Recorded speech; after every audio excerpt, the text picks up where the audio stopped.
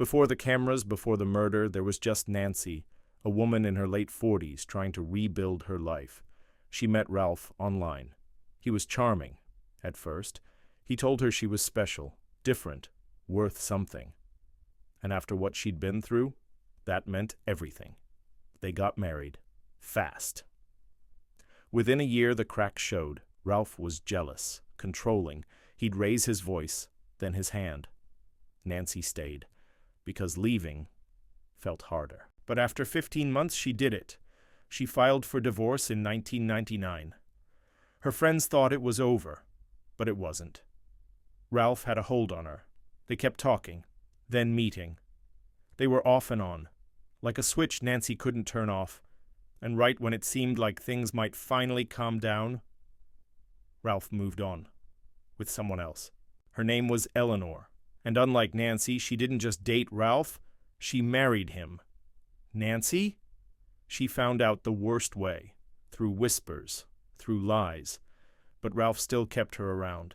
Late-night calls, surprise visits, and Nancy couldn't say no.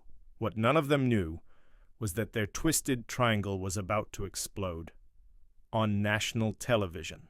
It was 2004 when Nancy met Rachel Lee, a self-proclaimed psychic from Oregon. Rachel ran a cozy little metaphysical shop, crystals, tarot decks, incense, and promises. Big ones. Nancy walked in looking for answers. Rachel gave her something else. Fear. She told Nancy her aura was damaged, that darkness was clinging to her, that Ralph and his new wife Eleanor were dangerous. Spiritually, psychically, even physically. Nancy believed her. Rachel told her to return weekly, for healing, for protection spells, for cleansing rituals. But they weren't free. $75, $200, $500 a session. Nancy started paying, first cash, then checks, then transfers, and Rachel? She kept finding more darkness. Nancy, desperate, kept coming back. At one point, Rachel said Nancy's soul had split, that a part of her was trapped in another realm, and unless she paid, Nancy would lose her life, her love, her legacy. Rachel's con had begun, but it wasn't just Nancy's money at stake. It was her entire identity. Months passed. Nancy was no longer just a client. She was hooked. Rachel said the rituals weren't working because Nancy wasn't paying enough. The spirits, she claimed, were demanding greater sacrifice. More money, more loyalty, more isolation. Nancy started withdrawing from friends. She stopped calling Ralph. Her life revolved around Rachel's rituals now. Her word had become law. And then Rachel made her biggest demand yet. A demon, she said, had attached itself to Nancy's inheritance. If she didn't cleanse it, Ralph would die. Or worse, he would be cursed forever. The solution? Rachel needed the entire estate, every cent, every asset, for a spiritual transfer. Nancy hesitated, but not for long. She signed over the first check for $100,000, then another and another, until it totaled nearly $3 million, all to protect Ralph, a man she barely spoke to anymore. Rachel had transformed a lonely woman into a loyal disciple, and she was just getting started. Rachel thought she had full control, but Nancy had begun to sense something, a faint crack in the illusion. One night, Nancy overheard a call. Rachel wasn't speaking to spirits. She was laughing, with someone else, someone she called her partner. That night, Nancy didn't sleep. She dug through receipts, notes, and incense boxes. Everything Rachel had ever given her. None of it had proof. No names, no real rituals, just symbols. The next morning, Nancy did something brave. She called Ralph. When they finally met, Ralph didn't even recognize her. The vibrant woman he once knew was frail, hollowed, and broke. Nancy told him everything. The fake demons, the spiritual blackmail. The $3 million gone. Ralph didn't just get mad, he got a lawyer. That's when the truth finally spilled out. Rachel Lee wasn't a spiritual healer. She had a history of fraud across multiple states, psychic scams, emotional manipulation, and now elder financial abuse. The police raided her shop. Inside, they found luxury handbags, hidden safes, and burner phones, but not a single sacred item, not one spirit stone, not one prayer book. It was all a con, and it was finally over. Rachel Lee's arrest wasn't just another fraud case. It became a national conversation. TV crews swarmed the courthouse. Headlines screamed, "Psychic scammer steals millions." Fake healer or criminal mastermind? In court, Rachel showed no remorse. Dressed in black, smiling at the cameras. She seemed to relish the attention. But the evidence was stacked. Bank records, secret recordings, testimony from both Nancy and Ralph. It painted a chilling portrait of manipulation. Rachel's defense claimed spiritual services are subjective, that it wasn't fraud, just unconventional healing. But the jury didn't buy it. After just 3 days of deliberation, Rachel was found guilty of fraud, elder abuse, and racketeering.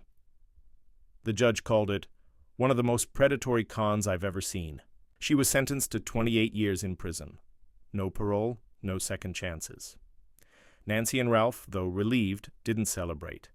They had lost too much.